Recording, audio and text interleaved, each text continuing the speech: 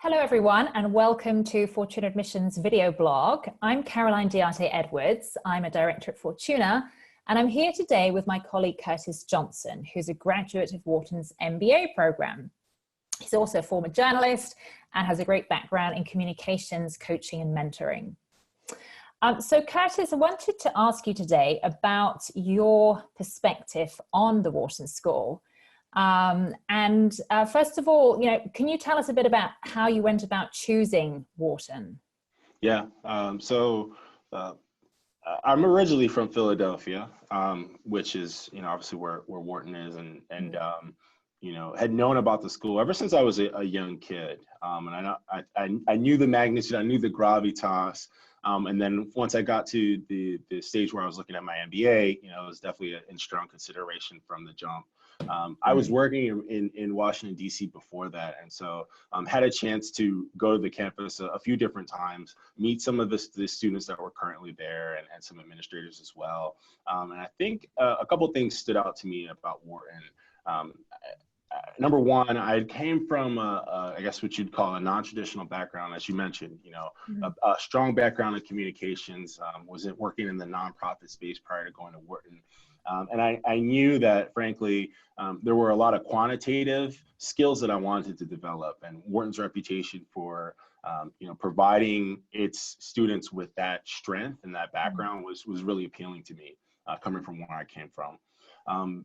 Beyond that, I knew I wanted to develop my leadership skills. And, when you think about leadership, I really feel like Wharton is on par with almost any business school in terms of the amount of investment that it puts into teaching folks, not just the concepts of leadership theory, but also giving them ample opportunity to be able to put that into practice, whether it's via Management 610, which is the very first class that you take at Wharton, all the different Wharton leadership program opportunities, of which I was able to be fortunate enough to be selected as the leadership fellow there. There are a number of ventures to go everywhere from Antarctica to New York or Quantico to really test your leadership skills. So there was just a heavy emphasis on that really appealed to me. And then I think the third thing was my impression of the students. When I asked them about their experience, I was really impressed because I found that they weren't just telling me what they did.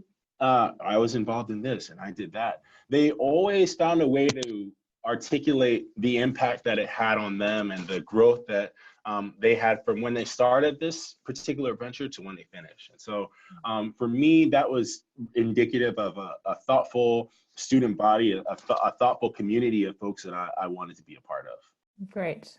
Yeah. And so you mentioned that, one of the reasons that you wanted to go to Wharton was to sharpen up your quant skills amongst other skills. And it's true that, a lot of people think of Wharton as a great school to go to if you want to pursue a career in the finance sector or maybe in consulting. What's your experience of that? Yeah, I mean, obviously, certainly there are folks that are coming from the finance consulting space, going into the finance and consulting space. But I would say that the school is increasingly getting more diverse on a number of different fronts.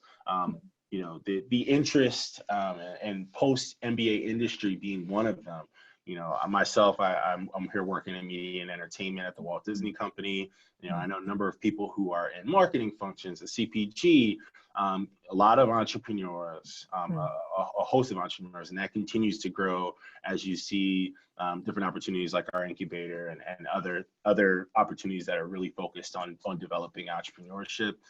A lot of folks in the tech sector as well. A lot of my friends in SF, Austin, New York. So I think you see a lot of diversity there. You see a lot of diversity in terms of people's background as well. One of the things that when I was there, we were really proud of the fact that we were inching very close to a 50-50 split of men and women at the Wharton School. This most recent MBA class, for what I understand, graduated the largest, if not the largest, one of the largest classes of African-American MBAs. And so there's, I think, as you bring in folks that value diversity, and I know the community does. You're starting to see more and more folks from different backgrounds with different interests, and it's all for the better of the university, because it all comes together to provide very rich perspectives and opportunities for learning across a whole host of facets of different angles of people's lives. And so overall, you know, when you think back about your MBA, what do you see as the highlights of the experience? Yeah, I mentioned the Wharton Leadership Fellow Program, and I think that was absolutely a highlight for me. You know, 40 of us were selected to essentially mentor and coach 4 high-performing learning teams of 5 to 6 people. We've gone through an intensive training. I think executives at Citi go through the same training that we go through. A lot of early Friday mornings, but a lot of bonding, a lot of obviously learning about leadership theory, being able to apply that, working with high-performing MBAs, working within a team collaboratively. Understanding the concepts of really what makes teams succeed is invaluable information and stuff that I apply on the day-to-day here as leader of the Walt Disney Company. So I think that was definitely a highlight.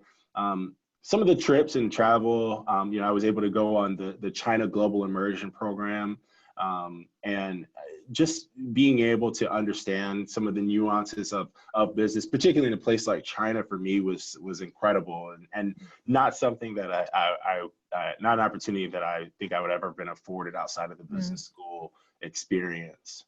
So that was great. And then I think, you know, some of the relationships and the people, you know, there's, again, so many opportunities to learn from classmates who have, you know, markedly different backgrounds. On our learning team, we had one of my good friends who came from Shanghai, worked in operations, basically ran his own facility. And one of my other good buddies is a former professional poker player who's now a lawyer out here in LA with me. You know, we had folks from banking, consulting, another one from Israel who had obviously, you know, they have a mandatory year of service, and so had, you know, the military background. There's so much, and that's just within the learning team environment. And I think that there are endless opportunities to learn from very interesting and compelling people. So that was a definite highlight for me. Yeah, that sounds great. And looking back, you know, if you had that time over again and you were starting afresh at Wharton, would you do anything differently?